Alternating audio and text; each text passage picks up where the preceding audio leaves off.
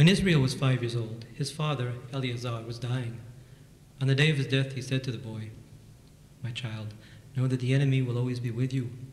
He will be in the shadows of your dreams and in your living flesh, for he is the other part of yourself. There will be times when, like a lightning stroke, you will pierce into his father's hiding place, and he will fade before you like a fleeing cloud. And there will be times when he will surround you with walls of darkness, and you will stand alone as upon a raft in the midst of the sea of night. But remember always that your soul is secure to you, for your soul is entire and he cannot come into it. Your soul is a part of God. Do not be afraid of man, and do not fear the enemy, for the highest power is in you." After the death of Rabbi Eleazar, the Jews of the village cared for his child. Israel was sent to the cheder, but soon he found he could not bear to remain within the schoolroom. He would glide through the door and go into the woods. There he would remain all day long, walking under the trees, sitting among the flowers, or by the running river, absorbed with joy. He lived on berries and fruit. He talked with the birds. He played with the untamed beasts, and sometimes he stood very still and listened. So Israel grew.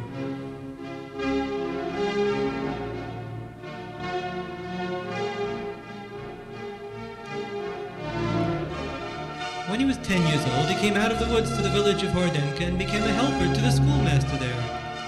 It was Israel's duty to go from one house to the other early every morning to wake the children and lead them to the cheder. Israel would lead the children into the fields. He would sing and they would also sing with him. They would go a long way through the field and through the woods, going in a great circle until they came to the schoolhouse. They would arrive carrying green branches in their hands with flowers woven in their hair. Often they sang, "Praised be his holy name, Amen," for Israel knew no other song. In the evening he led them home.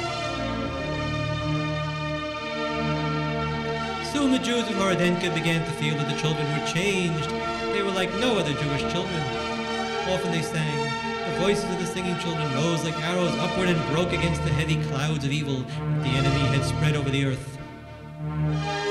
Each day the voices beat against the clouds until they pierced into them. Soon a crack was made, and the voices reached the blue sky and flew toward heaven. Then the exiled and wandering spirit called the Shekhinah, hearing the singing of the children, raised her head in the hope that the time had come when she might flow back into her Creator and again be one with Him.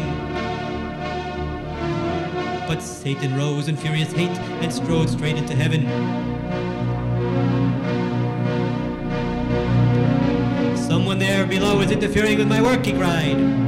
Elijah said, "He's only a band of children singing." "Let me strive against the children," Satan demanded of God.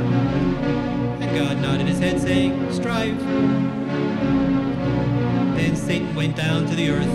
He went to the wood where the boy Israel had lived.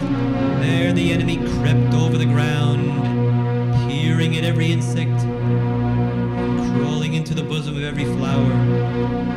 Of insect and blossom he asked, "Will you carry my poison into the heart of the child Israel?" But no living thing would turn against the child. But in that wood lived an aged charcoal burner who had been born without a human soul. His body lived and ate and slept, but he did not know what was right and what was wrong. He was afraid of humans, and therefore hid himself in the forest. Some people thought he was a sorcerer, and they feared him.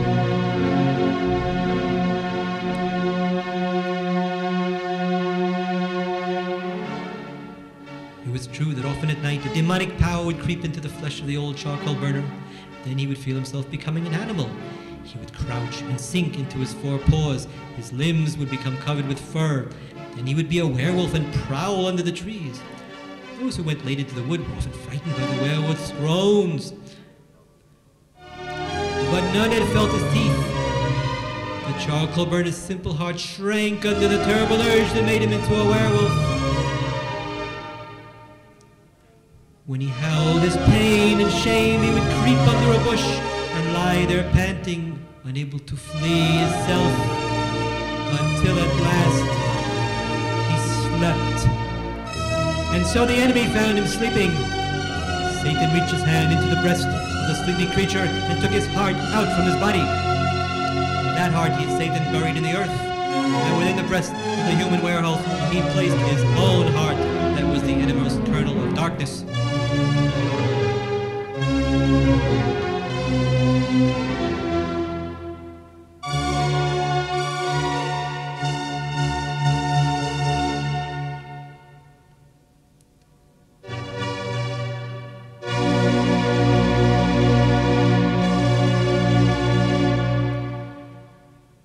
When Israel came at dawn with his singing children towards the forest, the werewolf broke from the bush and rushed with snorting nostrils and teeth that flashed like knives towards the flock of children.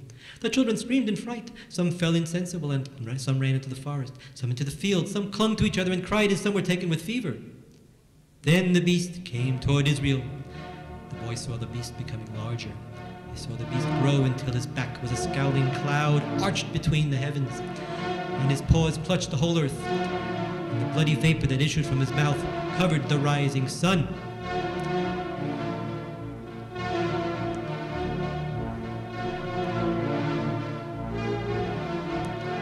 But the boy was not afraid. He walked straight forward, going into the very body of the werewolf, and nothing stopped his steps. He came to the glowing heart of the beast. Round and shining like a black mirror it lay before him. All of the knowledge and all of the desire of the world were drawn into its gloomy depths. And all of the evil and all of the untruth in the world were reflected outward from its surface, reflected with such a black and universal brilliance of hatred that only his universal love of God saved the boy from being blinded and drawn into the mirror to become a part of its evil.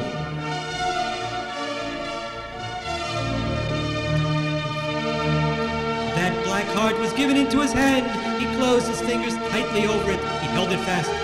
Then he felt it palpitating within his hand, shivering and jerking like a fish out of water. He felt the blood drop from it, and he knew the immeasurable pain that was in that heart, pain that began before time began, and would endure forever. Then he took pity and gave freedom to the heart.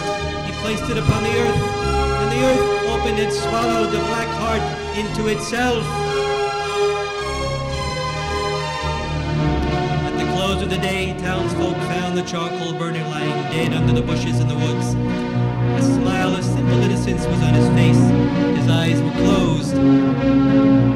Then they did not understand why they had ever feared him, saying he became a werewolf at night in the woods. For in death, he was like a child.